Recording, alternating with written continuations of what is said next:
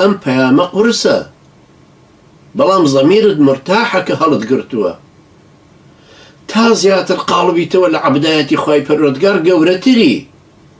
خۆت هەست بە گەورەیەکەی خۆ دەکەیتەوە، بەڵام تا ئیحساسی گەورەبوونی عەبدێتیەکەت لابێ متەواضعتر و بچووکترە بیتەوە لە بەرچاوی خەڵک. بۆ خەڵکی بچووکترە بیتەوە، لای خەڵک گەورەی، لە بەرچاوی خەڵکەکە گەورەی. حتا خەڵک گەورە تەماشات کە تۆ پێویستە متەواضعتر بی، کڕنوش زیاتر بۆ خوای پەروەردگار ببەی.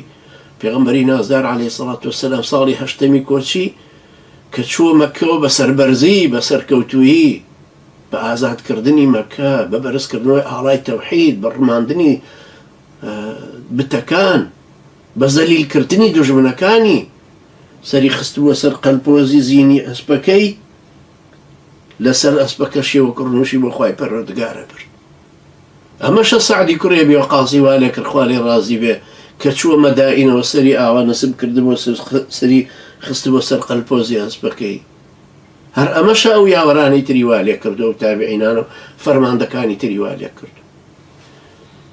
لەبەرەوە تۆ کاتێک بۆ خوا ئەسوڵحی زیاتر ئەم وردانە ئیهمال ناکەی، گەشەی ڕوحت بۆ دروست دەبێت، عەبدێتیەکە زیاتر لە دڵ و دەروونە ئاچەسبێت.